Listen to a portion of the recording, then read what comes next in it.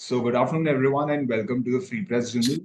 My name is Aayushman Vishwanathan, and today we have with us former England cricketer Monty Panesar, one who was integral to England's historic Test series win in India in 2012.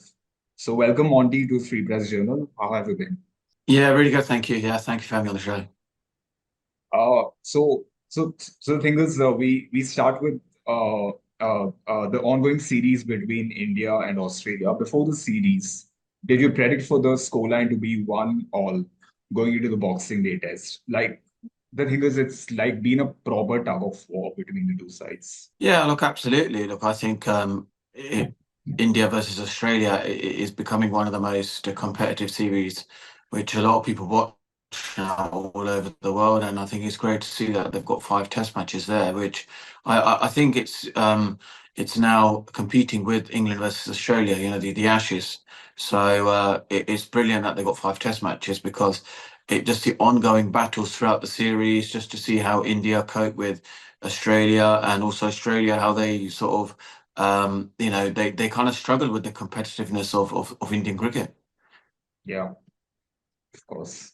Uh, so a massive part of India's batting struggles in Brisbane was headlined by low scores from Rohit Sharma and Virat Kohli in the only innings they batted in.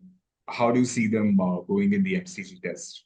Yeah, look, I think it's a big test match for both of them, but more in particular, Rohit Sharma, because I think he's only got four innings to save his test career. And I think if he gets low scores, I reckon the management and the selectors, the way they've kind of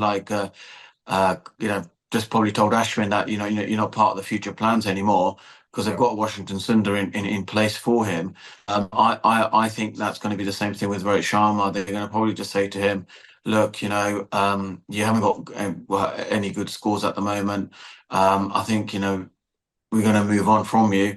But if he gets a good score, gets a 50 or 100, or even just bats 150 balls or something like that, I think that will save his Test career. And I'm sure that's the kind of hard chats that Indian cricket is having right now with some of the veteran players. Okay. Like the youngsters in Shubman Gill, Yashasvi Jaiswal, and Rishabh Pant, they haven't quite hit their straps in this series and found the going tough to an extent. And particularly, Jaiswal has been found wanting against Mitchell Starc since his 161 in Perth. Jaiswal has struggled against the left armour of Mitchell Starc. I think it's because of the angle. And it also kind of like shows that how hard it is to adjust into cricket, where I'm sure Indian cricket doesn't really, some of the players don't go back into domestic cricket. They don't have maybe warm-up games before a big series like this. I think preparation is really important, and they should look at warm-up games and in particular learn from this tour. So when India play England in England, have a couple of warm-up games in England against county teams because it will just sort of showcase, where Indian batsmen are in English conditions. Yeah. And then also, when we go back to, Australia, I just think that Australian bowlers have found a weakness in Jaiswal, and he's sort of struggling to now uh, combat that.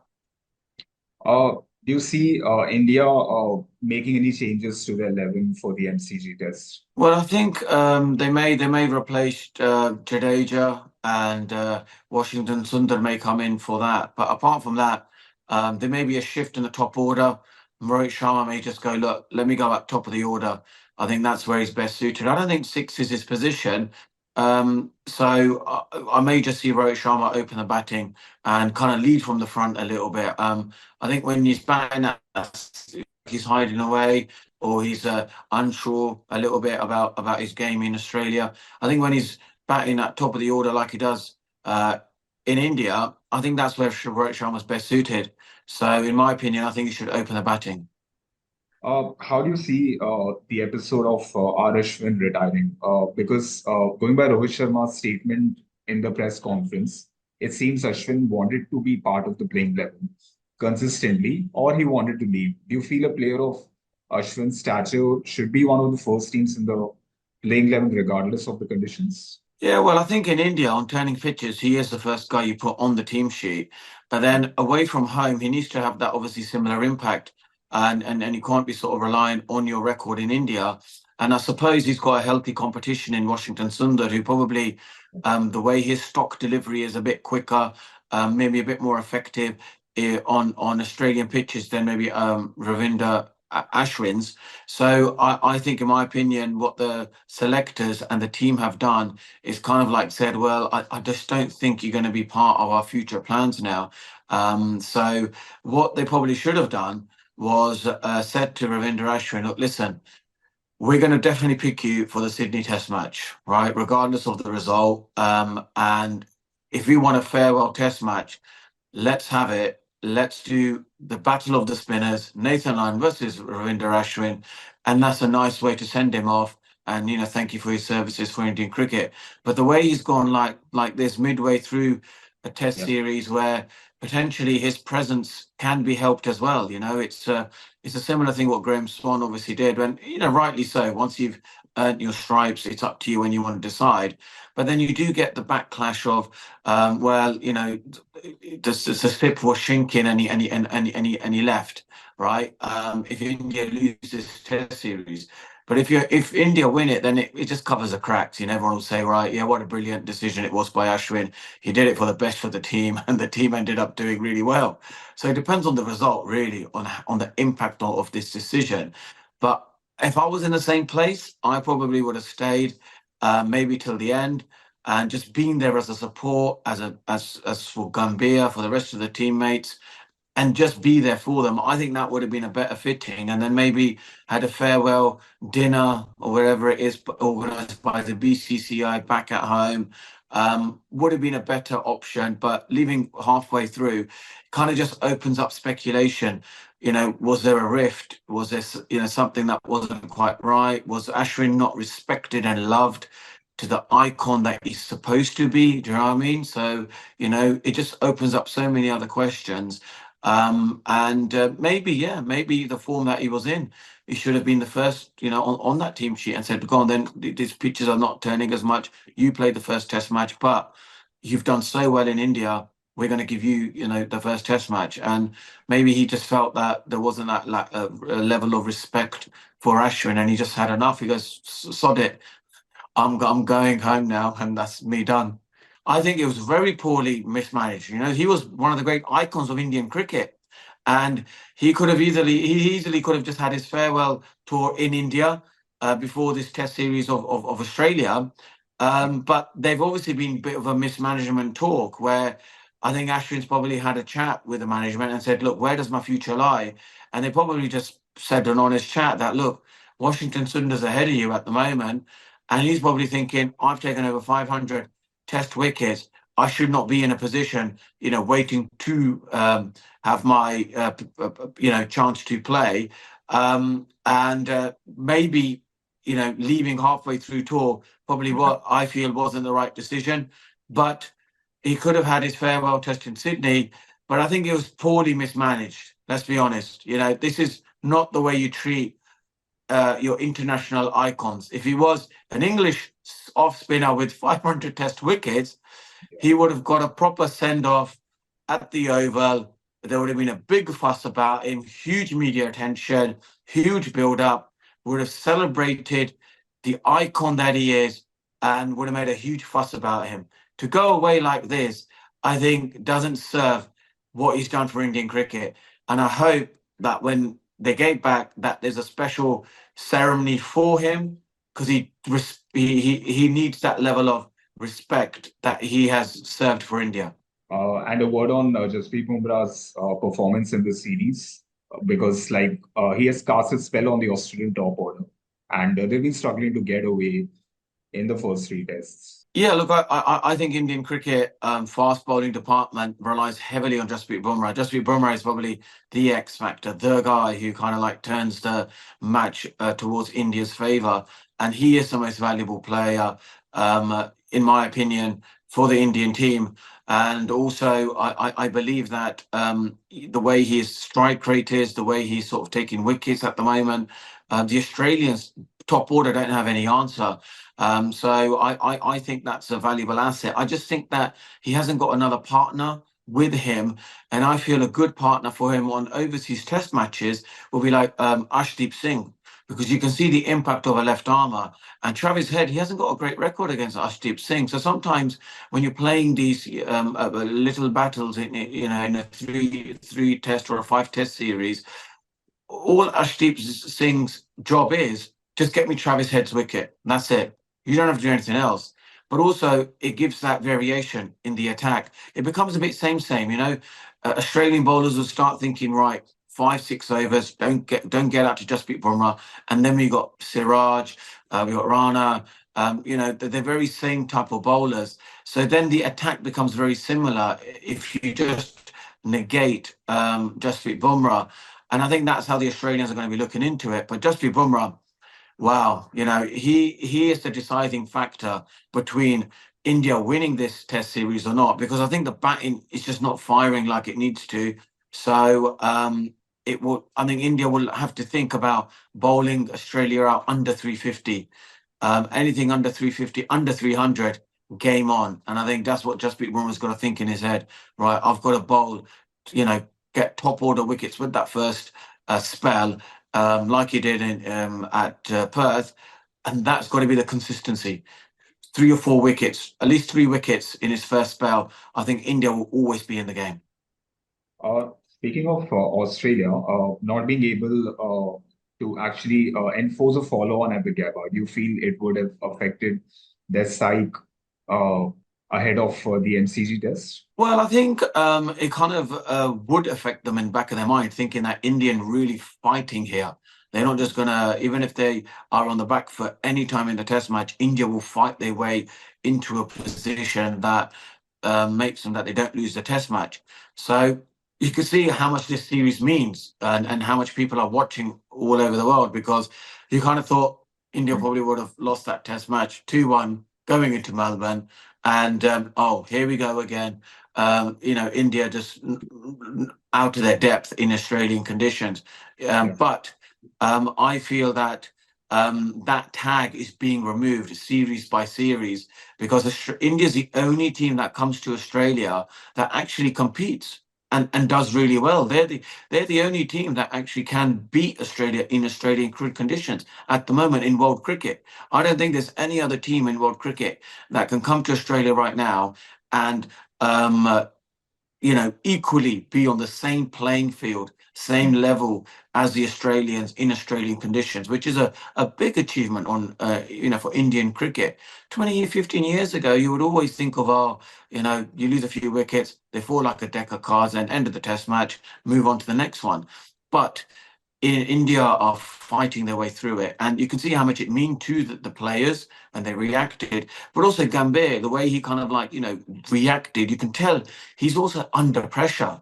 He needs to now find a way to think, right, he's got 2 test matches to save his coaching career, to be honest. If he loses at Melbourne and wins in Sydney, yeah, he should be all right. But if he wins in Australia, I think that'll take the heat off him as well. So Gambhir's under pressure. I think Rohit Sharma. So there'll be big decisions. If India lose this test series, I think there could be a big decision in coaching, in captaincy, retirement. Could be happening for Rohit Sharma. They may even say to Gambhir, "Sorry, mate, we got to move on. We got a big series coming up in England. We just feel maybe you're possibly out of your depth in managing this team. But if you can change it around in 2 test matches, like you showed probably the team a bit of the fight and resilience. Come on, guys, show a bit of fight, show a bit of resilience." That moment of when they saved the follow on, I think is the turnaround moment for this Indian team, where it's going to give them that fight, that confidence, and hopefully we see a firing Virat. The consequence of that. So let's hope that draw is probably we'll see a bit more of a 2021 fight back and the series that we saw then with this Indian team. Of course, massive focus is also on Australia's top order. And as we saw today, that Australia made changes to their squad by dropping Nathan McSween uh, after his low scores. Uh, but then, do you see this selection decision? uh, uh, like uh, like think this some kind of knee-jerk reaction, uh, or something that reeks of panic in the camp? Well, when you look at Australian batting lineup of the past, you'd say that if there was ever a team, when you have a low score, an overseas team coming in, the top order, maybe, the top four batsmen, especially the opening pair, would probably, take on the seamers, take Yeah. on the opposite fast bowlers, and actually then the game will just go.